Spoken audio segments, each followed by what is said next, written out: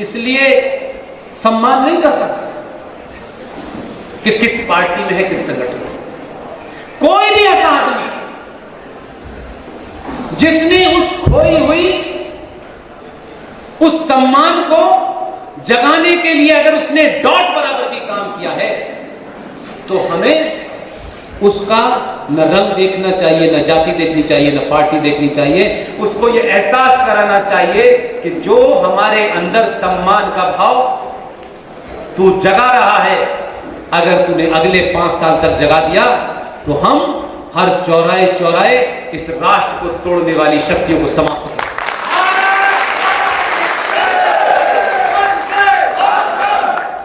2014 में एक छोटा सा ऑर्डर आया, सिर्फ एक सरकारी ऑर्डर आया और आपने उसे 90% लोगों ने सुना नहीं, और जो 99% नहीं सुनते वो बाद में पहले सुनता। उस आदमी ने एक सरकारी आदेश, सिर्फ छोटा सा, उसके लिए लोकसभा राज्यसभा का अधिवेशन नहीं बुलाना था।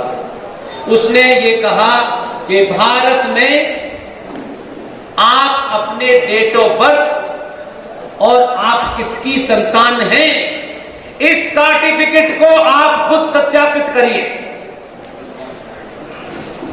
किसी मजिस्ट्रेट के पास जाने की जरूरत नहीं है। कोई कमाल का ही होगा जो अपने बाप की जगह किसी दूसरे का बाप का नाम लेते हैं।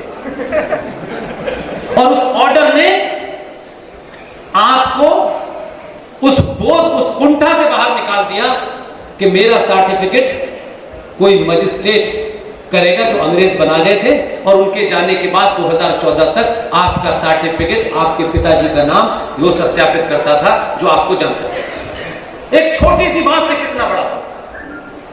इसलिए मैं मानता हूं कि एक नहीं बहुत सारी बातें हैं। यहां कोई पार्टी ने, कांग्रेस होगा, कोई बीजेपी होगी, लेकिन हम एक कॉमन इतिहास पढ़ रहे हैं। आपको जरा सा बताऊं तो आपको मजा आएगा, और पूछिएगा उन लोगों से जिनकी संतानें आजकल जो है वो जाने क्या क्या तरीके के तर्क दे रही हैं, और आपको लगता है कि यार ये तो बड़े ज्ञानी लोग हैं। ये मैंने लिख इसलिए लिया है ताकि कभी मुझसे गलती ना हो जाए, क्योंकि वो 2-3 चीजें ऐसी हैं जिससे कि आपको सही बात पता चल जाए। कांग्रेस पार्टी कब बनी? कब बनी कांग्रेस पार्टी? है 1885। ठीक है। कांग्रेस पार्टी क्यों बनी जी? सच बोलिए यार। देश को आजाद कराने के लिए। क्या चीज, क्या कह रही है? मैं आपको देखिए नहीं, वो आपका इंटरप्रिटेशन है। मैं इंटरप्रिटेशन पे नहीं जाता, इसलिए मैंने कहा तथ्यों पे बात करिए। उससे आसानी होती है कि कहते हैं कि कोई आपसे सवाल नहीं करता। कांग्रेस पार्टी से मेरा कोई झगड़ा नहीं है। ये इतिहास में हमें पढ़ाना पड़ता है, और इतिहास में अगर कोई सवाल पूछे तो आपको ये जवाब लिखना पड़ता है। लेकिन अपने आप से जरा थोड़ी देर के लिए पूछिए, अंग्रेजों ने हमारे ऊपर राज किया, राज कर रहे थे, हमें गुलाम बनाया अंग्रेजों ने, और 1885 में भी अंग्रेज थे कि नहीं थे साहब? लेकिन आपने कभी नहीं ये सुना है कि एक अंग्रेज आपको गुलाम बना रहे हैं, और उन्हीं अंग्रेजों ने जिसे आपको गुलाम बना रखा है वही आपसे कह रहे हैं हम तुम्हें आजाद कराएंगे। और 1885 में शोभाजी उत्तर प्रदेश में एक जिला, यहां के लोग उस जिले को जानते होंगे। उस जिले का नाम है इटावा। इटावा का नाम आते ही आप लोगों को चमक आ गई, क्योंकि इटावा में एक सैफई गांव है, वहां डांस हुआ करता। वो एक अलग बात है, मैं आपको रिफ्रेश में, ताकि आप फ्रेश रहें थोड़ा। मेरा वो मुद्दा नहीं है, वो पार्टी का मामला जो कर। इटावा का एक कलेक्टर था, वो अंग्रेज कलेक्टर था, और पूरे सोच समझ करके 1857 में, जिसका जिक्र अभी शोभा जी ने करा कि 1857 का जो क्रांतिवीर था, जो मेरठ का मामला था, उस मंगल पांडे को आपकी धरती पे फांसी दी गई। के बाद भारत के क्रांतिकारी और अंग्रेज आमने सामने थे। उस क्रांति में कई अंग्रेज मारे गए। तो अंग्रेजों ने यह समझ लिया कि अब हमें इस देश में राज करना है, तो इस आजादी की जंग वाले लोगों के बीच में एक कॉरिडोर बनाना है ताकि आग सीधी हमारे ऊपर हो। और धीरे धीरे ये काम करते रहे और 1885 में इटावा का कलेक्टर A.O. ह्यूम ने इंडियन नेशनल कांग्रेस की नींव रखी। उसका नाम था A.O. ह्यूम। और उसने कहा कि जो लोग अंग्रेजी बोलते हैं, जो लोग अंग्रेजों से संबंध रखते हैं, हम उन लोगों को इसमें प्रोत्साहित करेंगे ताकि ये जो क्रांतिकारी हैं, जब भी कोई ये बात करेंगे तो हमारी बात इस पार्टी के लोगों से होगी, क्रांतिकारियों से सीधे हैंडल हम नहीं करेंगे, ये कहेंगे। और ताज्जुब है, उस पार्टी में 1885 में फाउंडर है इंडियन नेशनल कांग्रेस का A.O. ह्यूम, और 1888 में जॉर्ज यूले उसका प्रेसिडेंट है। 1889 में विलियम वेब उसका प्रेसिडेंट है। 1894 में एल्फ्रेड वेब उसका प्रेसिडेंट है। 1904 में हेनरी कॉटन उसका प्रेसिडेंट है। हम कह रहे हैं इंडियन नेशनल कांग्रेस में आजाद करने के लिए बनाई गई। अंग्रेजों ने बना करके कहा हम तुम्हें आजाद करने के लिए इंडियन नेशनल कांग्रेस बनाएंगे। इसलिए आज आप समझ पाएंगे कि 1885 में बनी कांग्रेस पार्टी, जिसकी नींव अंग्रेजों ने रखी, जिसके 5-5 अध्यक्ष अंग्रेज हुए, वही पार्टी 1946 में जब भारत से जा रही थी तो उन्होंने कहा हम पावर ऑफ ट्रांसफर के तहत नेहरू को प्रधानमंत्री बनाएंगे, पटेल को नहीं बनने देंगे। इसलिए जेबी कृपलानी, आचार्य जेबी कृपलानी की किताब है, और आचार्य जेबी कृपलानी उस घटना में उस वक्त एक्टिंग प्रेसिडेंट थे कांग्रेस पार्टी। आचार्य जेबी कृपलानी उस घटना के गवाह हैं, जिस घटना में कांग्रेस पार्टी के अध्यक्ष का चुनाव होना था।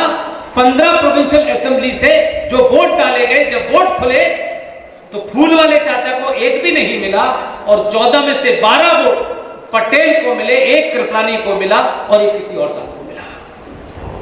लेकिन हिंदुस्तान में आज चर्चा होती है कि ईवीएम हैक कर ली। ये तो 1946 में हैक हो गई।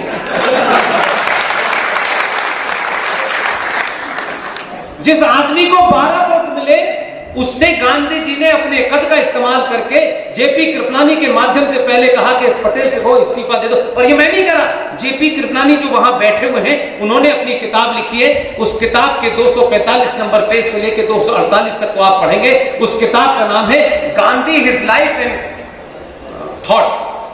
और ये किताब मिलती नहीं है कहीं, ये भारत सरकार के पब्लिकेशन डिवीजन में थी, वहां से भी गायब हो गई। लेकिन अंग्रेज समझदार थे, यहां से ले गए असल चीजें। वहीं से उस किताब की मैंने वो उठवा करके उसकी फोटोकॉपी की। तो मैंने कहा जो आदमी अपनी पार्टी का अध्यक्ष बनने में जिसने घोटाला किया हो, वो देश का पहला प्रधानमंत्री बना। और जो आदमी इस कांग्रेस के अध्यक्ष पद पे लात मार के चला गया हो और दुनिया में घूमा हो और भारत में अंग्रेजी सत्ता को चुनौती दी हो, खुलेआम चुनौती दी, उसने आजाद हिंद फौज बनाई और भारत की आजादी की घोषणा 21 अक्टूबर 1943 को की। तो दुनिया के 11 राष्ट्रों ने, जिसमें आज का सोवियत यूनियन भी है, मान्यता दी थी। लेकिन भारत के लोगों ने एक कायर, एक दलाल, एक चाल पुलिस को देश का पहला प्रधानमंत्री माना, सुभाष चंद्र बोस को नहीं माना। आज आपको पता चल गया कि संविधान में सुभाष चंद्र की तस्वीर है। दुनिया को चैलेंज करके, पूरी प्रभुसत्ता को तोड़ करके इतनी ताकतवर बनाया कि भारत की आजादी की घोषणा की। लेकिन यह भी एक सच है, सच की एक प्रवृत्ति होती है, उसकी एक टेंडेंसी होती है कि सच बहुत क्रूर होता है।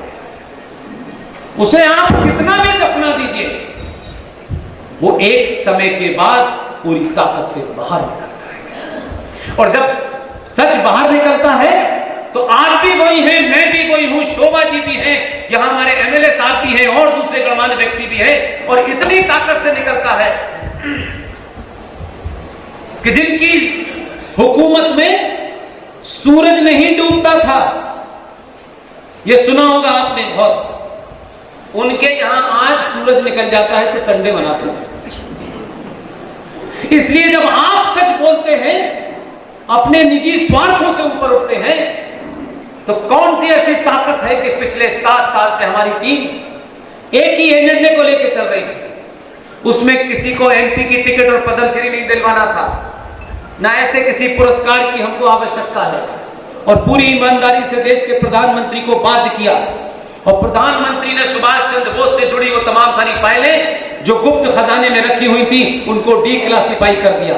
वो तथ्य सारे सामने आ गए, देश को खुल के बताया, और उसका असर क्या हुआ? हमने कोई मांग नहीं रखी, हमने सिर्फ इतनी मांग रखी कि भारत की प्रभुसत्ता, जिसे लुटियन जोन कहते हैं, जहां राष्ट्रपति निवास है, जहां संसद है, जहां राजपथ है, जहां इंडिया गेट है, जहां अमर जवान ज्योति जल रही है, उसी ज्योति के सामने एक छोटी सी कनोपी थी। आप में से बहुत सारे लोगों को नहीं पता, उस कनोपी के नीचे 25-30 साल पहले तक और 10-20 साल जोड़ लें, आजाद हिंदुस्तान जिसे आप आजाद कहते हैं, इस ट्रांसफर ऑफ माध्यम के मामले से ऐसे सत्ता पे दलाल बैठे थे कि उस कनोपी में, उस छतरी के अंदर जॉर्ज पंजम की मूर्ति लगी हुई थी। हम आजाद थे, जॉर्ज पंजम की मूर्ति लगी हुई थी, जिसने इस देश के संस्कृति को रौंदा, आर्टिफिशियल इस देश के अंदर, कृत्रिम तरह से इस देश के अंदर बहुत सारे, क्या बोलते हैं उसको, फेमीन क्रिएट कर दिया। हजारों करोड़ों लोग, दुनिया का पैसा और गेहूं इंग्लैंड भेज दिया गया, और बंगाल में बहुत बड़ा एक फेमीन बनाया गया, आर्टिफिशियल। इसलिए मैं आपसे कहना चाहता हूं कि जैसे ही आपके अंदर बोध होगा, ये राष्ट्र जग जाएगा। ये राष्ट्र न जगे, इसलिए तरह तरह के प्रकंप हो रहे हैं। इतने इसके पीछे खेल होने में लगे हुए हैं, बाहर से, अंदर से। इससे कुछ शाहीन बाग को बैठ के डरा रहे हैं, कुछ किसानों में से बैठ के डरा रहे हैं। उनका एजेंडा वो नहीं है जो प्रधानमंत्री के पद पर बैठा है, उनका एजेंडा है, क्या वजह है कि हमारे देश में किसान बैठते हैं और कनाडा का प्रेसिडेंट कहता है कि ये अपने अधिकारों की मांग करते हैं। तुमसे क्या मतलब? दुनिया नहीं चाहती कि आप अपने खोए हुए उस सम्मान को प्राप्त करें। आपके अंदर अपनी संस्कृति के प्रति एक बोध हो, सम्मान का बोध हो, आपको अपने होने पे घमंड होने लगे, ये दुनिया नहीं चाहती, बहुत सारी ताकत नहीं चाहती। इसलिए किसान आंदोलन भी हो रहा है, इसलिए इस देश के अंदर शाहीन बाग भी हो रहा है, इसलिए हर दिन किसी चौराहे पे कभी हिजाब पे झगड़ा है, कभी 3 तलाक पे झगड़ा है। ये इसलिए नहीं हो रहा है कि किसी का सत्ता में विरोध करना है, इसलिए हो रहा है कि जो सत्ता में बैठा है उससे इस देश के लोगों को अपने होने का बोध होना शुरू हो गया। इसलिए वो आपको डराना चाहते हैं, आपको चाहते हैं कि डर के मारे आपका आदमी भाग जाए। इसलिए वो ताकतें जाति के नाम पे, मजहब के नाम पर तरह तरह के परपंच करके आपकी इस धारा को रोक देना चाहते हैं।